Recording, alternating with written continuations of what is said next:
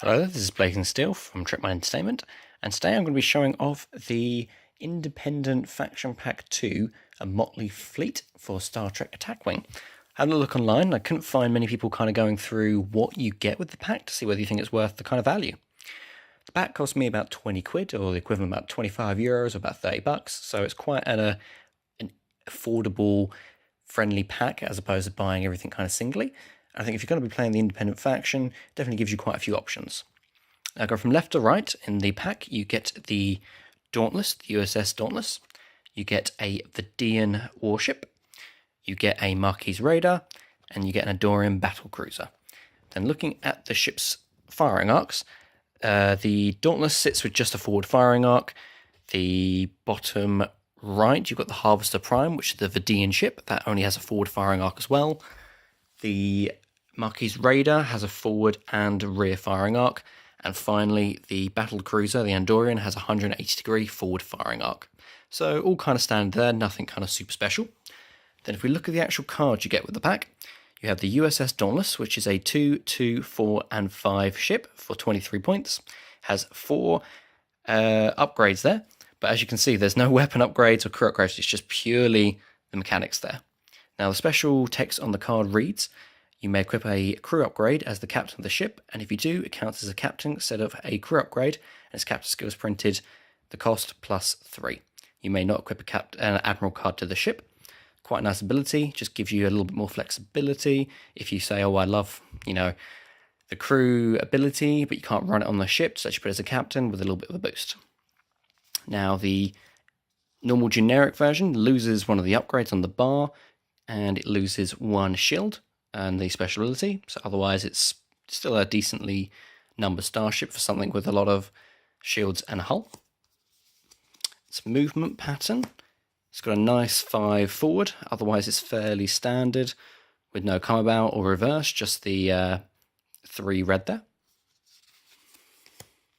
Moving on to the next ship, the Vidian battle cruiser, the Harvester Prime, reads it's a 3-2-5-3 for 23 points with 2 weapon upgrades and 2 crew upgrades. And it says disable any number of active shields on the ship and target an opposing ship within range 1 to 3. Disable the same number of active shields, -1 on the target ship. So it's a nice way to kind of disable shields if you're looking to kind of get a crit. The generic version loses a shield and it becomes a few points cheaper, just 2. Again, loses its named version. Movement wise, it's very much a standard kind of big ship, has a full come about, so that is nice, but otherwise nothing too remarkable here. Probably a little bit on the less flexible side, which is why it looks kind of like a belt buckle. It's kind of large and bulky. Moving on to the next ship, it's the Gorngoin. I have no idea how the hell that's supposed to be pronounced. I'll have to go rewatch the beginning of Voyager to find out how they pronounce that one. But on this ship, it says you may equip the Eternal Compensator upgrade to 3 without requiring an upgrade slot. And when attacking the defending ship is hit, you place an auxiliary token beside the defending ship. So that ship's only 18 points. So for 18, that's quite a nice little passive ability there. And it gives you a 2-3-3-3. So it's kind of a little nimble ship that's hard to hit. If you don't fancy that named ability, you can lose a shield and drop it for 5 points, and you just get the generic version. And as you can see, it's got a lot of white movement there with the 2 and the 3 90-degree turns at white and the full come about with an auxiliary. So it's a very nice little flexible ship on the movement there. The last ship is Tel Aviv's battle cruiser, and it says when a friendly ship is within range 1 is defending, that friendly ship may roll +1 defense die, and if that friendly ship is Andorian, it may also convert 1 blank into a evade. And if the attacking ship is a Vulcan ship, that friendly ship may also add +1 evade. So nice little lore kind of, showing their bond or lack thereof that lets them gain extra wiggle. Looking at the stats, it's a 3-1-4-3 for 21 points. Has a nice little bar down the bottom with just the 1 upgrade, 2 weapons and 1 crew. Then for 16 points, so quite a big jump there from 21 to 16, so 5. You lose a shield and you lose a name ability, but still quite a nice little kind of generic format. Looking at its movement dial, it's got a nice 290 degree there. Otherwise, again, nothing too crazy. Just kind of an average. Moving on to the captains you get with the pack, you get Arturus, which is a 6 point captain for 4. And it says you may not equip an admiral to this ship, and you can select a captain card with a printed cost of 4 SP or less, and he has the ability of that captain card for this game. So that's if you've got a low captain where he's got a nice ability, but you still want to have an elite talent. Arturus lets you do that. One thing to note is it is only available for the Dauntless. Next captain you get is Thomas Riker. You do not pay a faction penalty when equipping this card to a Federation ship. And at the end phase, the ship may perform a maneuver on its dial with a speed of 2 or less. Again, he's got 6 points, costs 4, and he has an elite talent. What is nice is that end phase, every single time being able to move on its dial for a speed 2 or less, that is fantastic. That makes whatever ship you put him on very flexible. Televe. This card counts as an enduring captain. And at range 1 to 2, when the ship spends a evade or a battle station token, you can target a friendly ship, place a token of the same type beside the target ship. And he comes with an elite talent, and he has got his captain skill of 5 for 3. Again, quite a nice little defensive captain. So if he's sitting there with your little fleet, he kind of spreads around the love. The Vidian captain, he is worth 4 for 3, and at range 1, during the planning phase, you can target an opposing ship and disable 1 crew upgrade equipped to the target to the ship. He does also come with an elite talent. To be honest, at range 1, I mean, when you're kind of that close, it's nice to be able to disable a crew upgrade, but if you've got the Vidian ship and you're kind of that close, you've probably got bigger issues, to be honest. Moving on to the elite talents, you've got a Marquis Tactics. After attacking, the ship may perform 1 curved or 1 forward for free. So again, it can only be equipped on the Marquis Raiders, but that's quite a nice elite talent just to kind of have a little bit of flexibility after shooting. Kind of can you get you out the way if you've got a high captain skill, or if you don't, can start making a getaway. The Enduring Imperial Guard may only be equipped to Dailek Shan or an Enduring Captain, and when attacking with independent weapons upgrade, place 2 time tokens on this card, and this ship rolls an additional attack die. This attack equals the number of time tokens on the independent weapon upgrade that's being used. So pretty much it can then add the time tokens that gives you an extra boost. It's kind of nice. It's only nice and cheap for 2. Just means you've got to put a weapons upgrade on the enduring battle creature that you think could be useful. Next card we got is a Vidian Solidarity, and may only be equipped to a Vidian Captain. Just focus it there for a second. When the ship or card equipped to this, when the ship or a card equipped to it disables or discards a crew upgrade equipped to an opposing ship, you place 1. It's a new little Vidian token that you get with the pack on the card. And when an independent crew upgrade captain equipped to the ship would be discarded, you may discard the little token instead. So pretty much it prevents your captain or the crew upgrade on the Vidian ship only from being discarded. So if you're running Vidians, it's a nice little bonus. Personally, I'm not a huge fan of the ship and the stats, but it's nice all the same. Another card just for the Vidian. I should say that was the end of the elite talents with this pack. But back with the Vidian, it's a Vidian only weapon. It says plays its hypothetical charge, does 3 damage at range 1 to 2, costs 4. You place 2 time tokens on this card and target an opposing ship. All damage inflicted by this attack ignores the defending ship shields. The defending ship has no active shields. You may reroll any number of attack dice. So it's just kind of a nice little attack to try and land a crit. Again, for me, it's a little bit weak, but it's an option. Now, enhanced phases.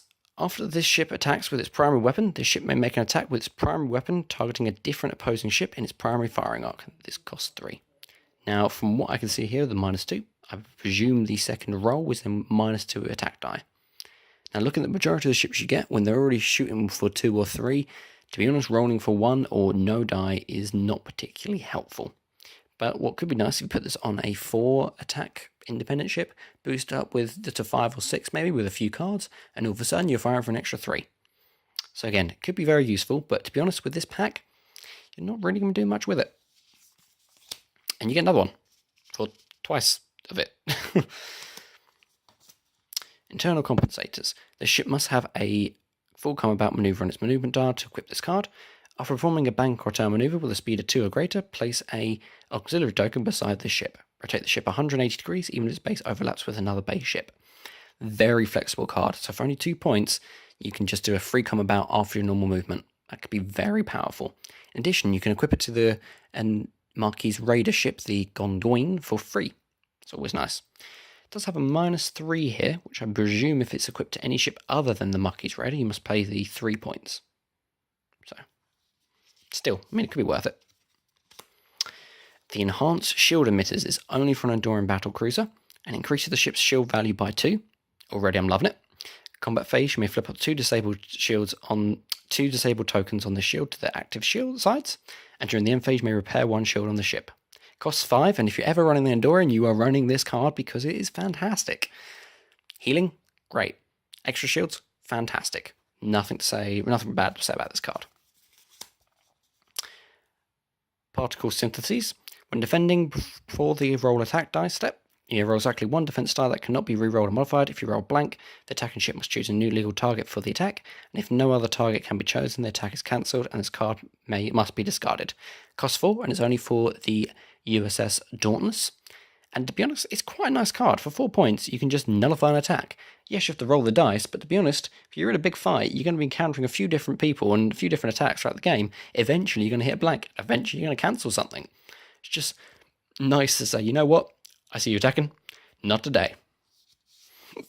And again, because the Dauntless has 4 at hull and 5 shields, or 4 and 4 if you use the generic version, it's probably going to be shot at least a few times.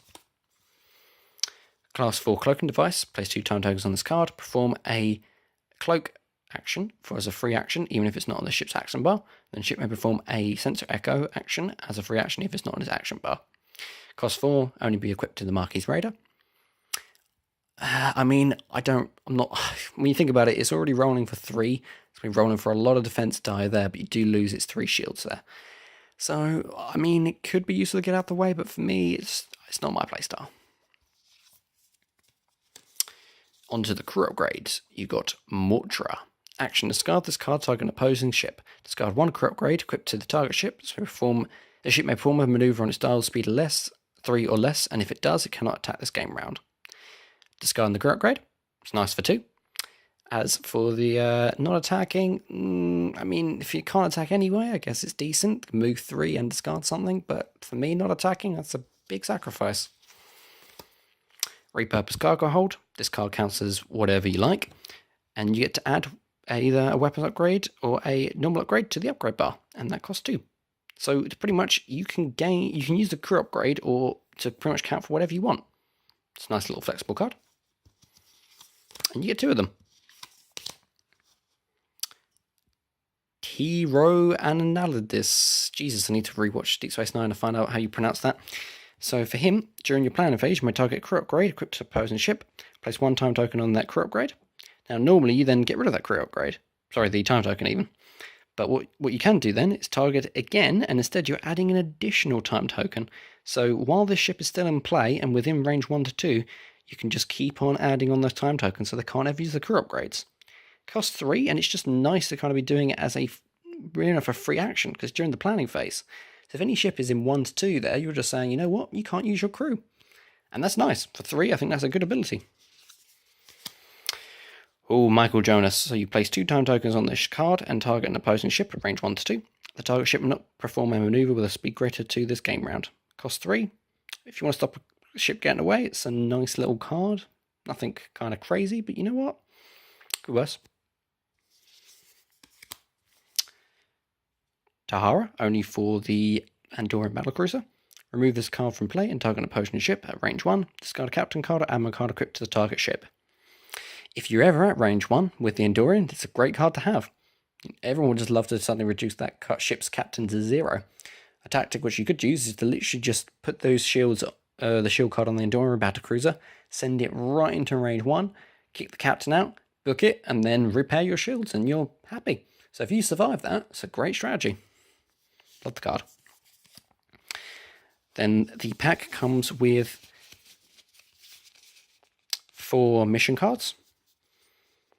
Tension Rises and the Marquis Tactics are 2 little missions there. They look alright. Nothing too crazy, just kind of what you get with on your faction packs. Overall, I mean, I quite like the faction pack. It comes with these 4 ships.